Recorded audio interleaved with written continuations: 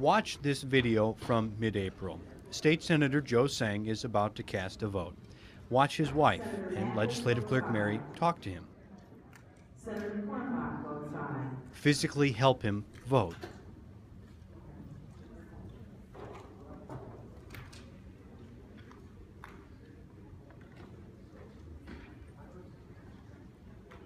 A few minutes later, the next vote is called, and Mary helps Seng again.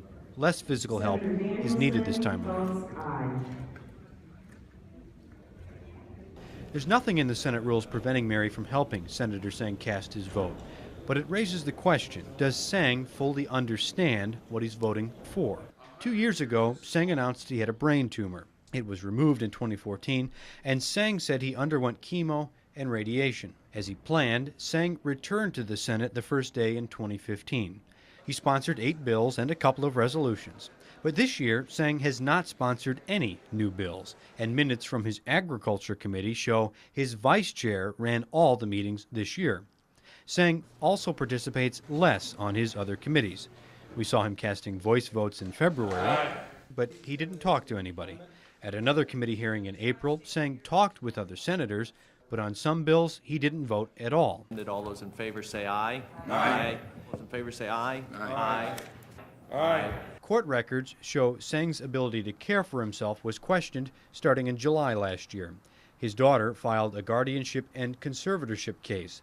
That type of case asks a judge to put someone under another person's care for legal, financial, or medical decisions.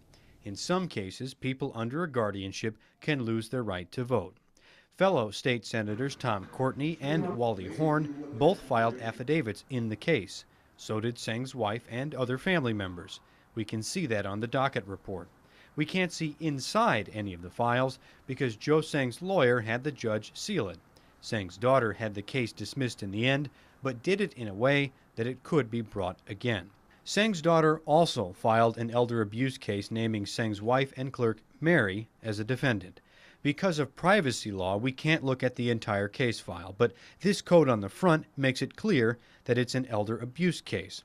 By law, elder abuse cases involve adults who can't take care of themselves and are being hurt or taken advantage of by someone else. We tried to get records from the Sheriff's Department related to the case, but not in the court file.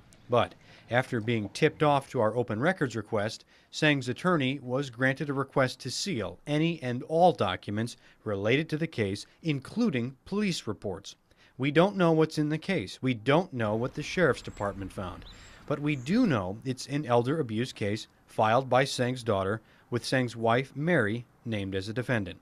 What's also clear, Joe Seng's attorneys didn't want us seeing anything related to the case. Seng also hasn't interacted with voters in public much. He didn't attend a Medicaid listening session in February. He hasn't attended any of the monthly Scott County legislative forums since January. We asked to talk to Seng. We wanted to ask him about his attendance, his lighter workload, and the court cases he's involved in. We were told he would only answer written questions. It's our policy that we don't give questions ahead of time. Seng never agreed to an interview. I called Mary about the elder abuse case. She told me there isn't one. She said somebody gave me the wrong information. 45 minutes later, she called me back and told me I was bothering her and Senator Seng. Mary reminded me he had a brain tumor. She said if I called or emailed again, she'd pursue harassment charges against me. Despite that, and despite what we've seen, Seng's colleagues at the Capitol say he's a valuable and active part of their team. Majority Leader Mike Gronstal said in a statement, Joe Seng is an active member of the Iowa Senate and continues to serve his constituents. Because of some communication difficulties, Senator Amanda Reagan of Mason City, the vice chair of the Senate Agriculture Committee, has worked side by side with Senator Seng to facilitate meetings of the Agriculture Committee. However, make no mistake, Joe is aware of what's happening in those meetings, as well as other committee meetings and floor debate.